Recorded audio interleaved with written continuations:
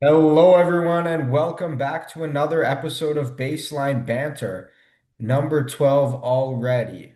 And we're still going strong. What's up, Dad?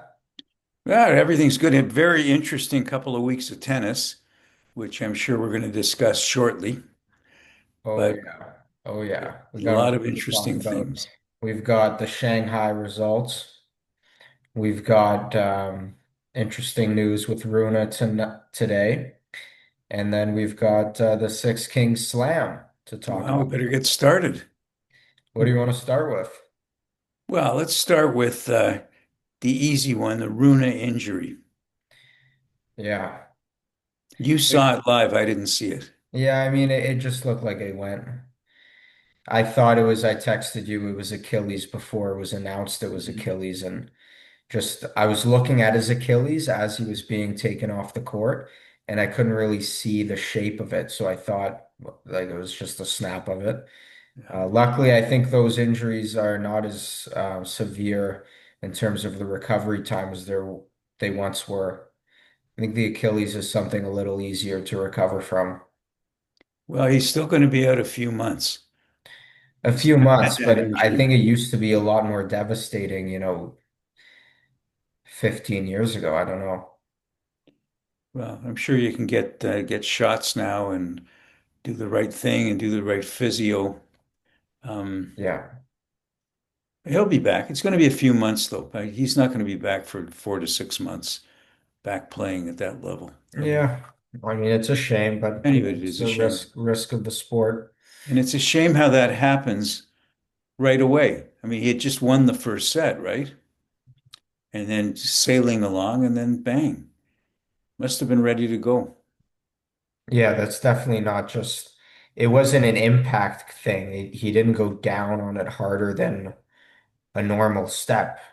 Like you It could said, have it's been just like, tight, could have been just tight, could have been weak. yeah, Anyways, it's too bad because he was doing well.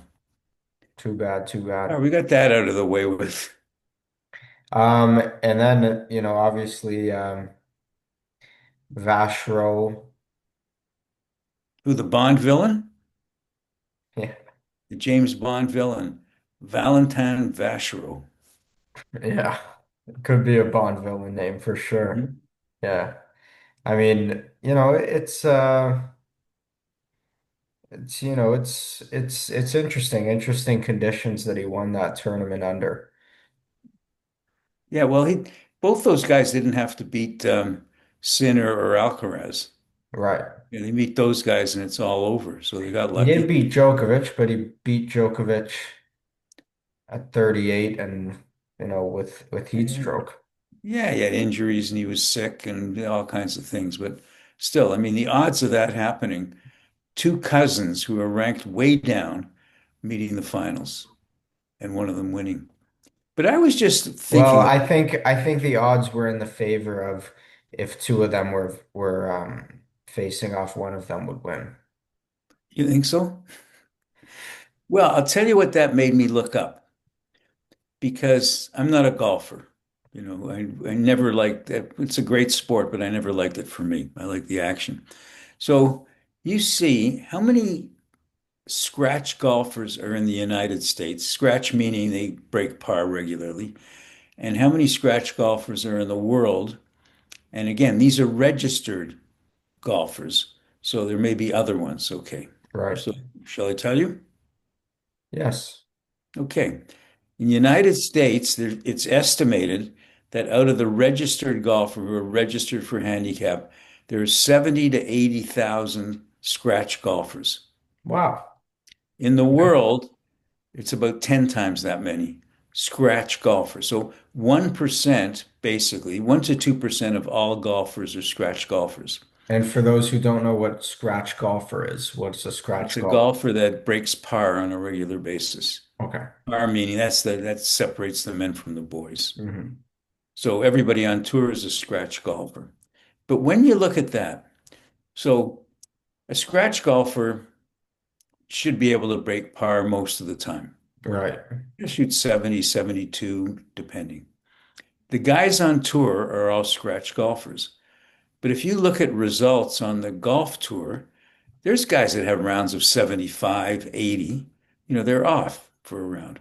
So you Yeah. take one of those scratch golfers um, on an 18-hole basis, one of the Hmm. scratch golfers against a tour golfer.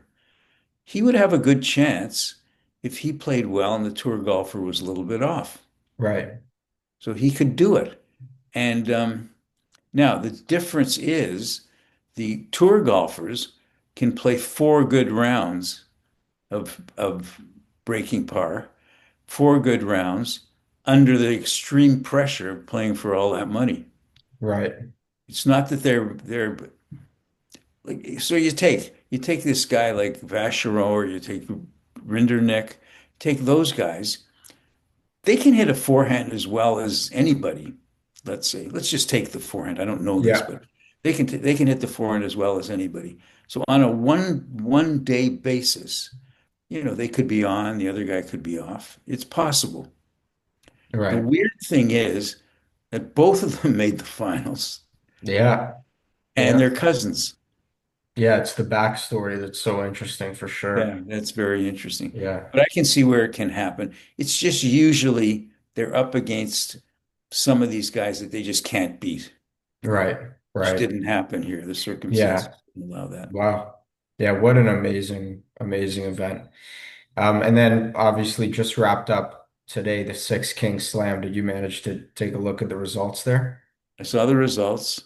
I saw Yeah. the slaughter in the finals, supposed slaughter. I didn't see the match, but 6-4, 6-2. It was a slaughter. Imagine beating Alcaraz 6-4, Sinner was coming 6-2. to the net. Sinner said he's got to try something new against Alcaraz, especially coming off of his last match. Um, he figured he has to do something new. He's been coming to the net. He's served probably the best I've ever seen him serve. Um, it was really a dominant, dominant display, and he walked away $6 million richer. Yeah, and you can see from this tournament that it's Sinner and Alcaraz and then everybody else. For sure, for Yeah, sure. they're barring injury, those Yeah. guys are far ahead.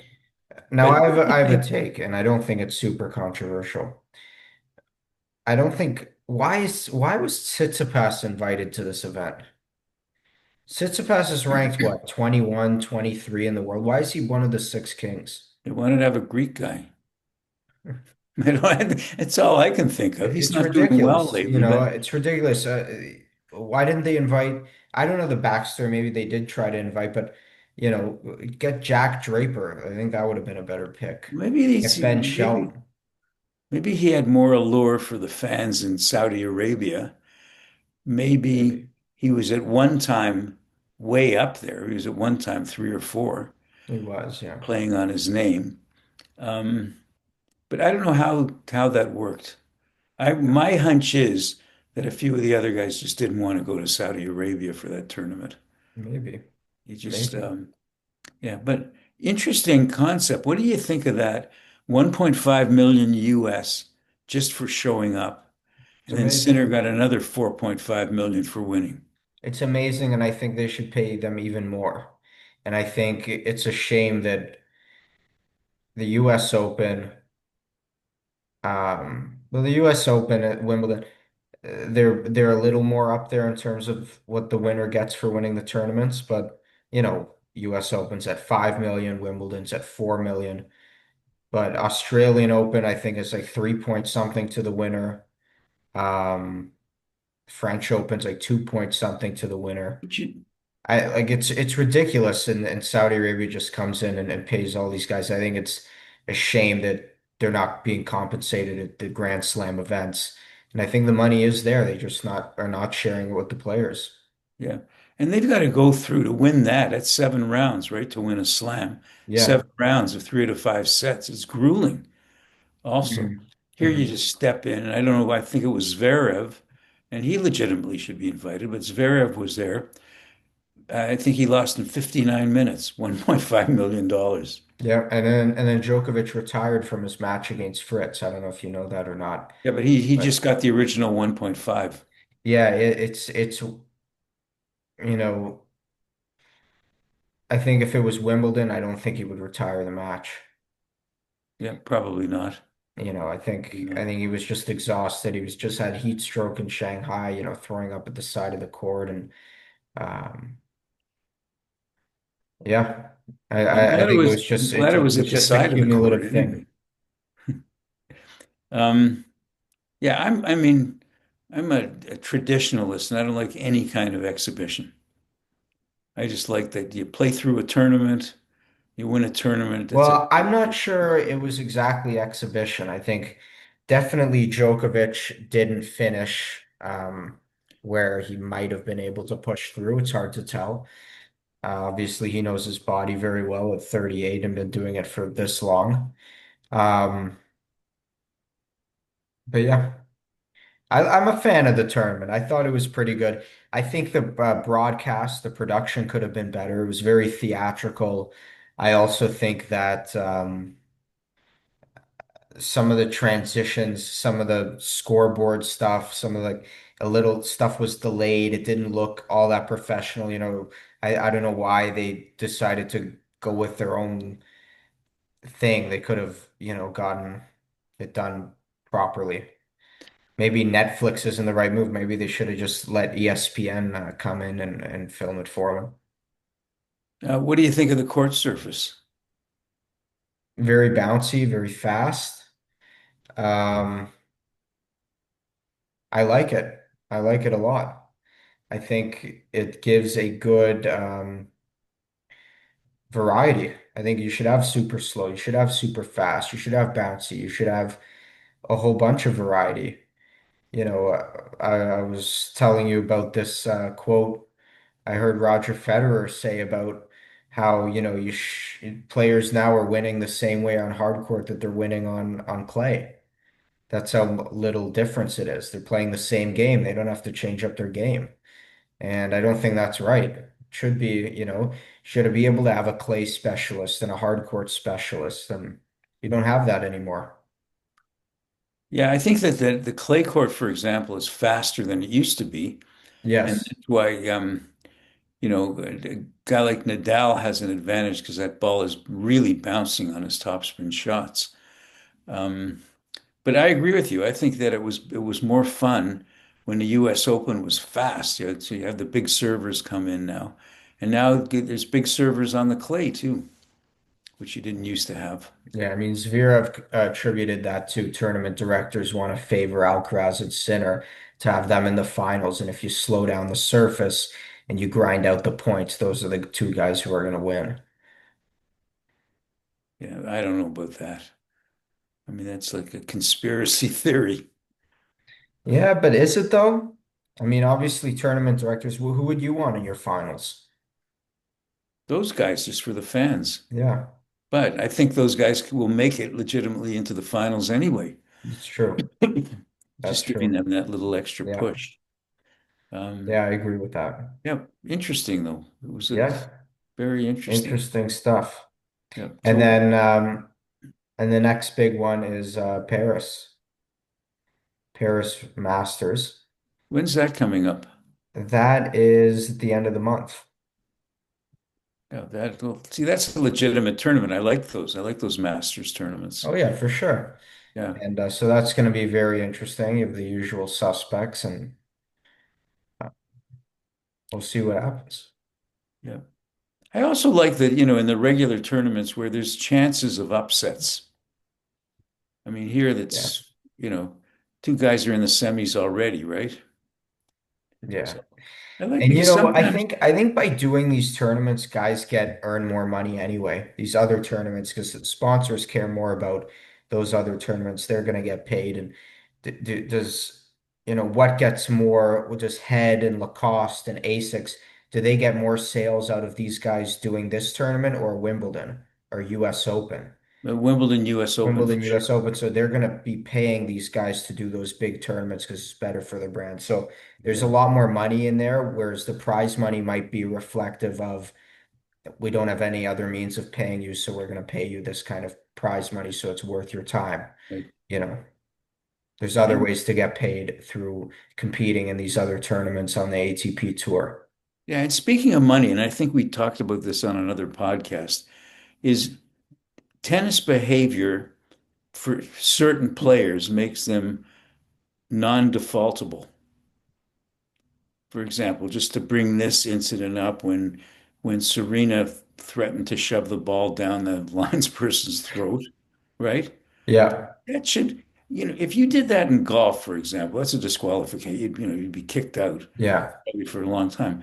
But these people like, Serena, Alcaraz, not that Alcaraz would do anything like that, or Sinner, you can't default them.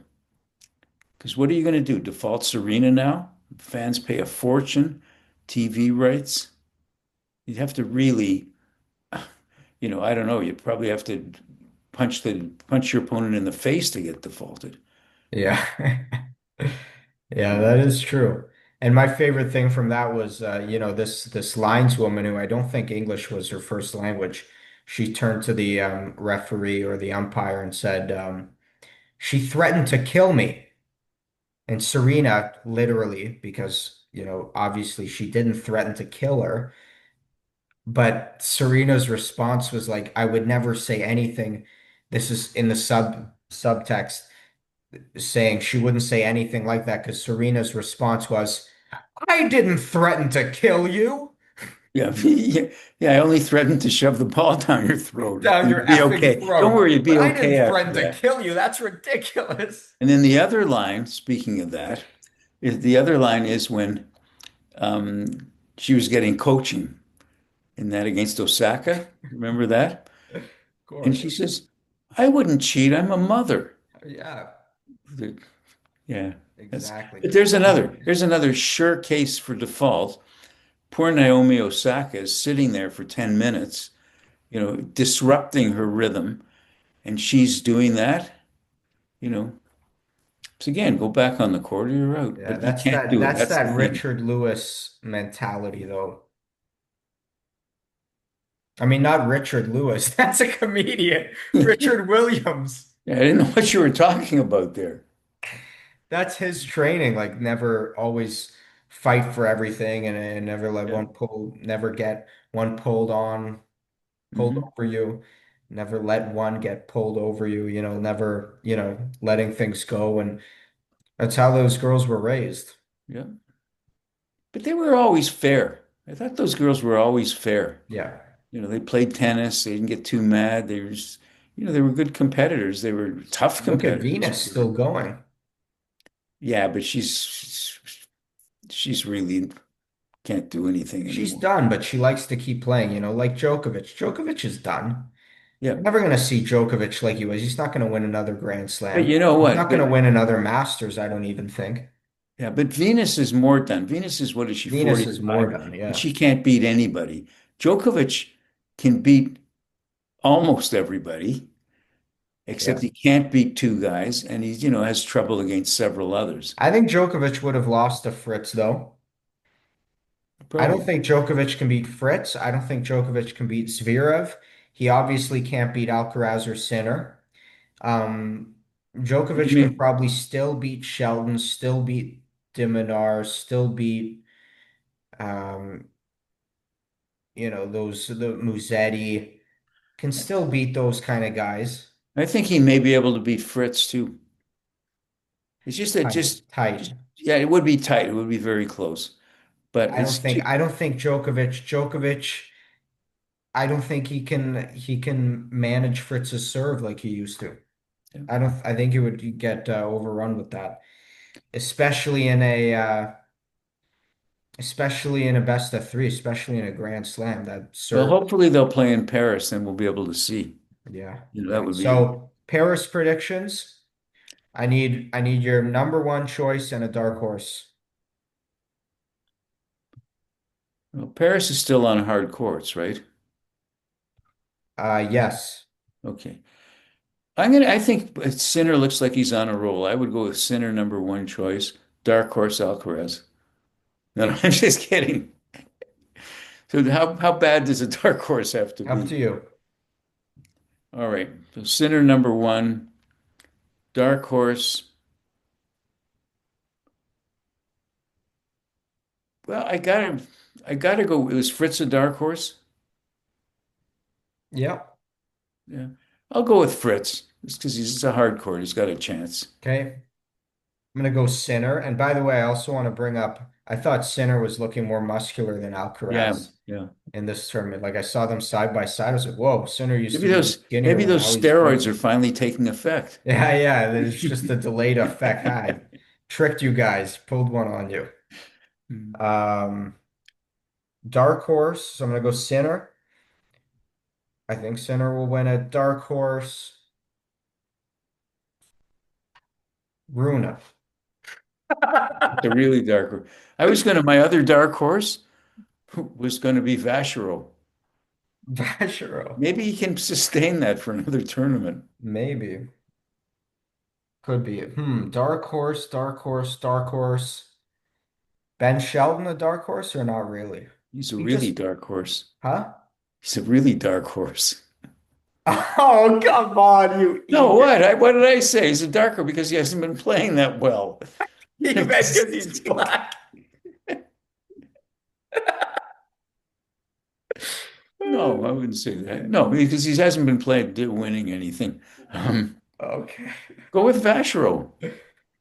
Go with Rinderknecht. Um, Maybe he's due. what? Maybe Rinderknecht is due. Yeah, Rinderneck. Okay. Okay, here's a good bet. Come Dark up with. horse, dark horse. Diminar. Yeah, that's what I was going to say. There's a chance he's a dark horse. Could do it, yeah. Okay, here's the opinion. In Paris, next big tournament, will Rinderknecht and Vachereau win a round?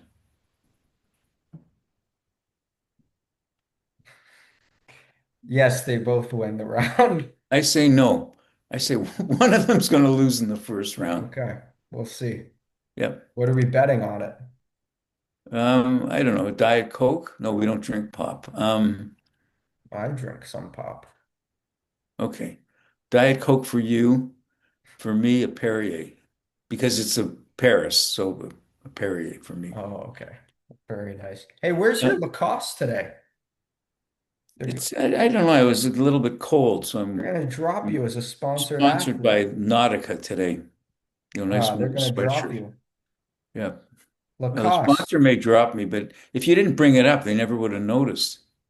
Well, Lacoste, just sponsor me and then I'll wear your stuff. Yeah, that's all for sure. For sure. And Nice stuff. Um, it's a shout out to Lacoste. You have always had great stuff. I've been wearing your stuff for the last 50 years. Beautiful. yeah. I still have Yeah, some stuff Lacoste, from 50 sponsor the years ago too. podcast and give Yeah. all our viewers a discount code. Yeah, for sure. For sure. That's good. Okay, Now why don't we talk about the women's? go ahead. Okay, what happened to Halep? No, not Halep. Yeah. Um, Not Halep. Who am I thinking of? Um, Halep retired. I know that's what I know. I always That's what happened to her. no Swiatek I'm talking about. Yeah, Okay, what happened to her? She's getting slaughtered by people. I don't know. I haven't been that good at keeping up with the women, to be honest. I think what's her name? Anissimova's doing really well. Yeah, She's got a chance. And always what's her name? Um, Sabalenka. yeah, Sabalenka, Arena Sabalenka. Mhm. Yeah, she's good. I think those two are the best now. Um, and then you got the two American girls that are doing Pegula is doing really well now too. Mhm. And Navarro, maybe. Yeah, Pegula's good. I we don't know, will just see. for some reason, I'm not against, I mean, the women are great. They're great players and they're great in their own thing, but they don't have the allure of the men, Yep. because, yeah. I think that's And I'm totally not saying that as a reasonable. sexist remark. I'm just saying that as a fact. No, yeah, no, in terms of performance, in terms of who is the more skilled, it's a different game. Hmm. That's all. So no ill will. Yeah. Anyway, So, yeah, we will have to see. Paris coming up. See if my phone's nearby. From from Instagram, we have a couple of comments from people. I asked if they wanted to be involved in the podcast, just send over comments. We just got some very, very nice comments from a few people who watched the podcast and said, great podcast, blah, blah, blah. So all compliments. So we appreciate you guys sending that in. And don't forget to subscribe and like, share the podcast with a friend. Join the conversation in the comments, and we'll see you next time. Okay, my final word. I started to go over these old quotes that I like. Okay. So here's one. I'm sure some of you have heard it. Excuse me. And I really like it. And it's not just for sports, it's for everything in your life. And that's a quote attributed to Wayne Gretzky. And Wayne Gretzky attributed the quote to his father. And the quote is, you miss 100% of the shots you don't take. Hmm.